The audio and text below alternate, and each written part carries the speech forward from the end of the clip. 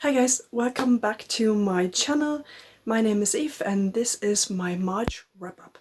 So in the month of March I read 4 books, 1 contemporary fiction, 2 fantasy novels, 1 young adult and 1 adult, and 1 historical fiction novel. So without further ado, let's go into the reviews.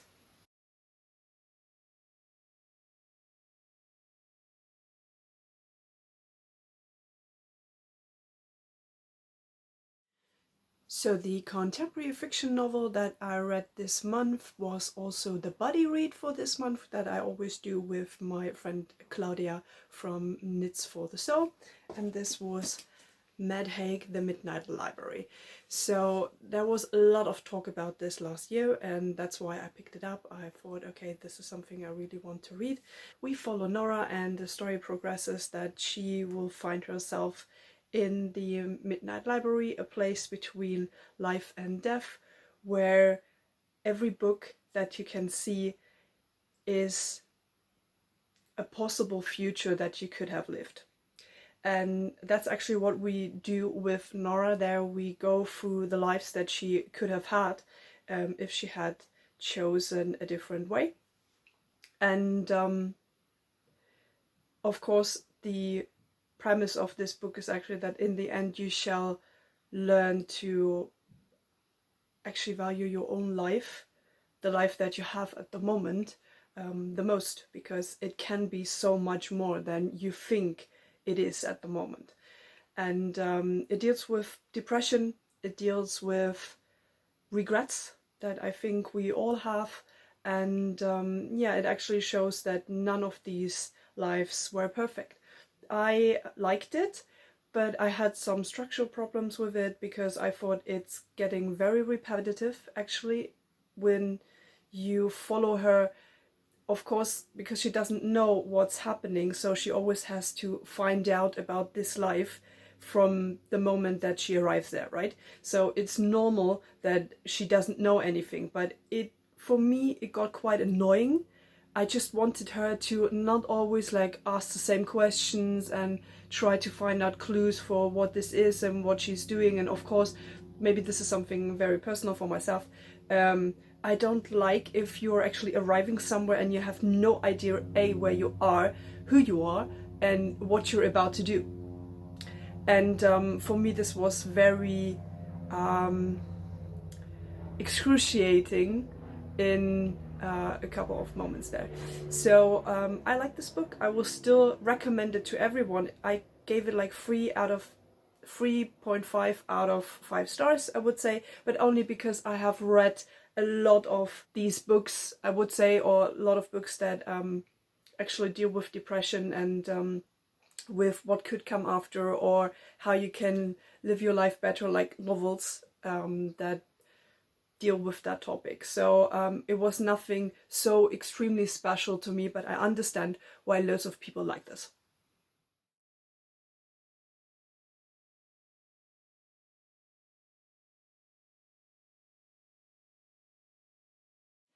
Next up, we have the adult fantasy novel that I read this month, and it is the second book of a series that I really wanted to continue this year, and it is Before They Are Hanged by Joe Abercrombie. So it was one of my goals for this year to actually go and continue with the Blade itself, or like with the First Law trilogy. So I cannot say too much about this, of course, but I know loads of people who like the series think this is the best book. Well, for me, it's like what I like about Joe Abercrombie is that the characters he's creating are very real. And of course, this continues here as well. We have now 3 parties going to war in different kinds of ways and places in the universe that he created. So we have the guys that go to the north, the gang in the north that will catch up with Major West, and then you have the Glokta who is going to the south to do what he always does. He is Inquisitor, so he shall actually see what's going on there, why there is a siege, or there will be a siege, and of course war with the southern countries. And we have the party that actually was the most important in the first story as well, so that the people that meet there, that go out on a quest to find something. And we have like Logan, Giselle, and Bias the magician, and you know. So I really liked it, but what I did not like in places was the focus on the war. Of course, you have this in fantasy very much, and loads of people will read the First Law trilogy because of that. But for me, it's like, I'm not so interested in that. I want it to be special. You know, if you show me a battle, I want to see battle scenes that are special, or very special to this, to the series. And I thought it was much more interesting to how we got there, and how the characters actually try to deal with the life that they are having at the moment, and all the secrets that, for example, Glokta has to unveil when he is in Dragostea. So I thought, I really liked it. I don't want to say that this is not good.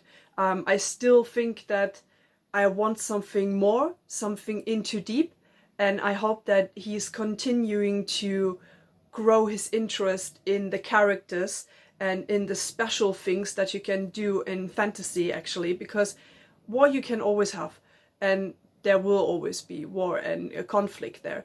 But what's important is how you show it and what it means for the characters in the books. So I really loved it. I loved that he did not spare some of the characters, like Giselle. I love Giselle. He's the arrogant fop of a nobleman, who will not be the same anymore after this journey that he has been going through in this book. And I really like that he's showing it how real life is, and even in real life, the successful and the most beautiful people will not be always in the better position than other people. So I love this very much. I hope that I can continue with the last book this year. I'm not so sure. Maybe I will do it in the beginning of next year, but let's see. So this was really good. I gave it 4 out of 5 stars.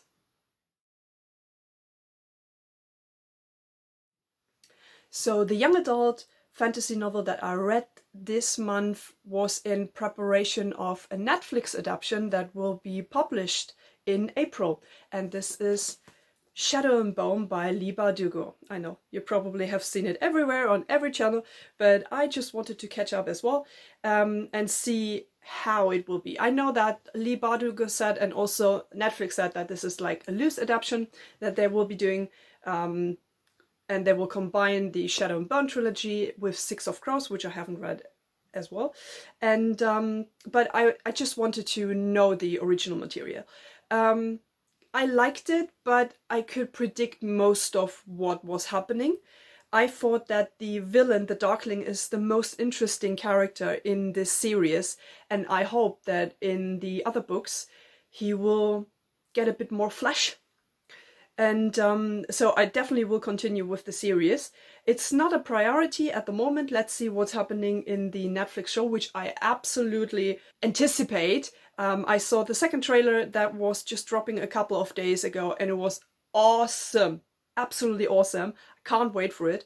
And we have Lena here. No, Alina is her name. And this is set up in a Russian-inspired world. In the middle of the country, there is a part that's called the Shadowfold, which is like a dark magical sphere. It has monsters in it, and because it's in the middle of the country, it divides the country in 2 parts. And whenever you want to go to the other part, of course you have to go through it, and lots of people die. So there is magic in this in this world. Of course, there is some kind of elite of magicians called the Grisha, and Alina will end up being one of them, although she doesn't know, because she's an orphan and she just accidentally seems to have powers that nobody else has. She's a sun summoner, and this is something very special and very important if you want to go through the Shadowfold. And so she's, of course, very interesting to the Darkling, who wants to have her in his Grisha elite. So we go from there. I thought it was nice. You have like an academia setting as well. I'm not a big fan of that, like school stuff, but I guess loads of people love this. And yeah, as I said, I could predict a lot of things that happen because it's typical YA setup. Alina is quite annoying actually as a character. She's very self-centered and she's very angsty. I understand, she's young, but you still think that she could be reacting a different way, being an orphan, having gone through lots of things in her life already, and not always, I don't know, thinking about how she looks, that she's not fitting in all the time, and of course she's pretty, and as you know, this is the usual thing, and also like I did not understand the connection to her best friend Mel, who is also some kind of a love interest, and because it was just like instant, and but we don't know the history there, right? It's just like it was not exactly for me, at least the relationship there. But as I said, I will continue. I think the Darkling is very, very interesting, and I hope that Ben Barnes will be able to give the Darkling edge, a lot of edge in the Netflix adaptation. So I like this. I think it was 4 out of 5 stars. I still gave it like this rating because it's still good.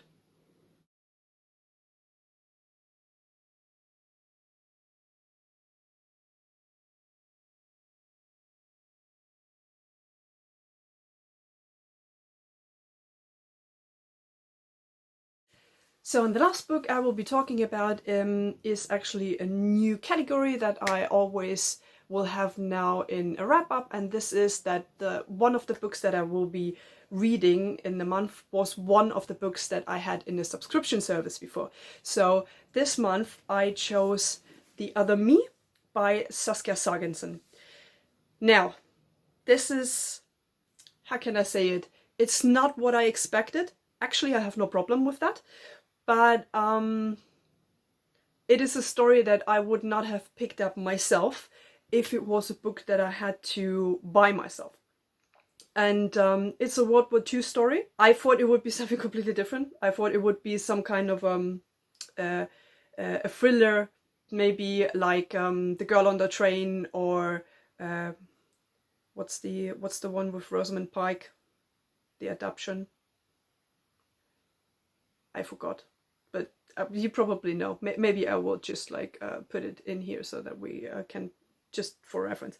Yeah, this has 3 timelines: the 80s, the 90s, and the 30s. And we follow Claudia, who is the daughter of a Welsh woman and a German man. We start actually to see her in the 90s when she's going to university, and she has changed her name to Eliza and tells everyone that she's like having brothers in Australia, her parents are dead and things like that. And you ask yourself, why do you do that?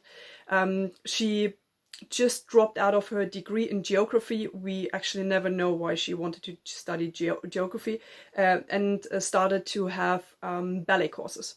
So we learn that in the 80s, when she was going to school, she was bullied in school, also by neo-Nazis, because yeah, her father's German, and of course every German man must have been a Nazi.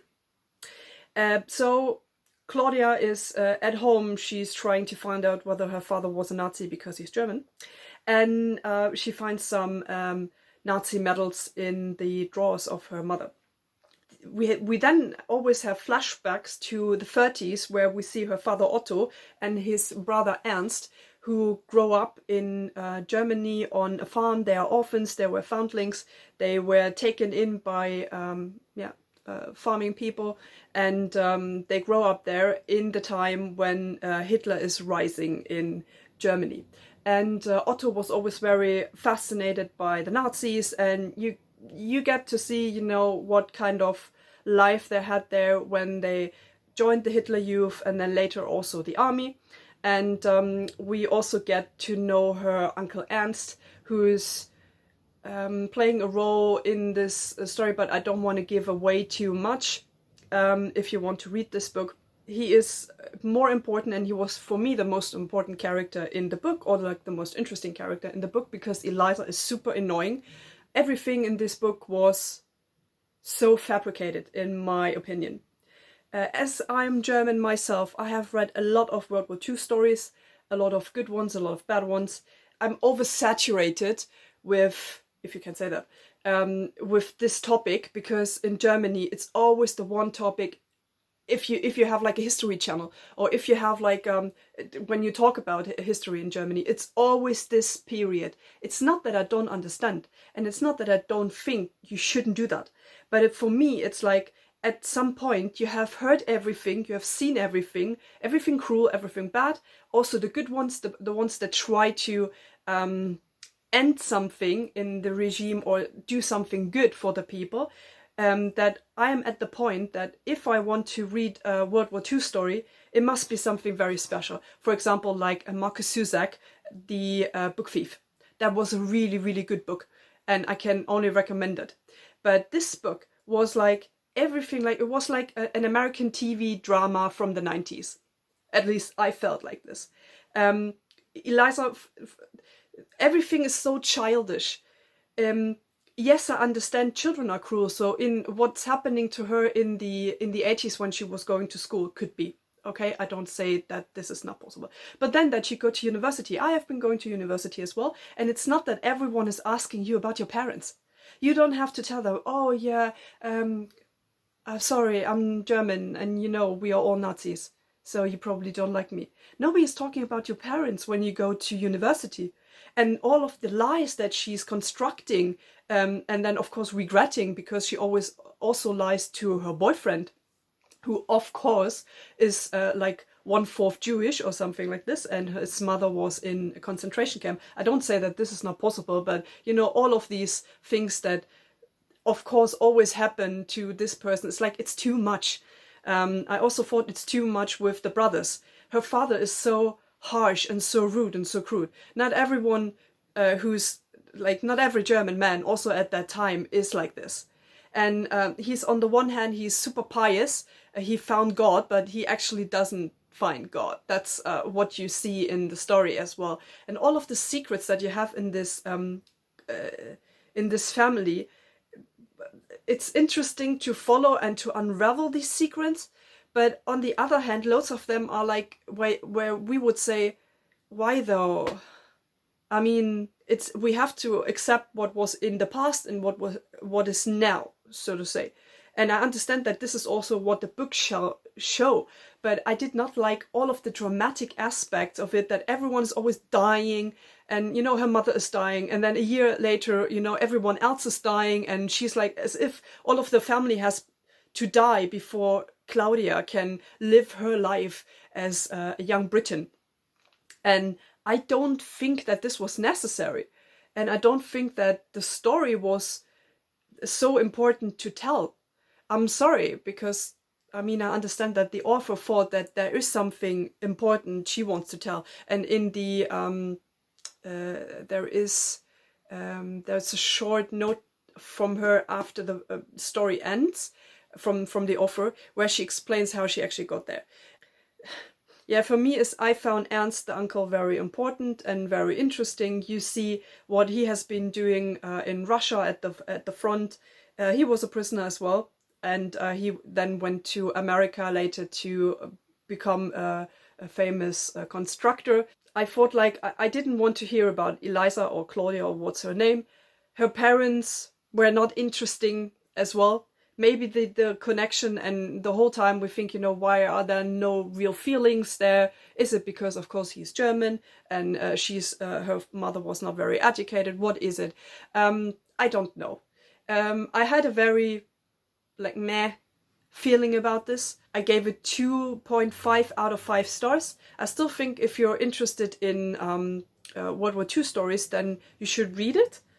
But for me, it's like, okay, this is my challenge now, and it started like this. let's see next month how the subscription service books will rank then. So this was my March wrap-up. I hope you found something interesting for yourself. I currently am reading another book that I actually started in March. It's a carryover that I took into April because it was quite long. So it was actually 5 books and not 4 books, but I will count it into the wrap-up for April. So yeah, I hope you have a great day and see you soon. Bye bye!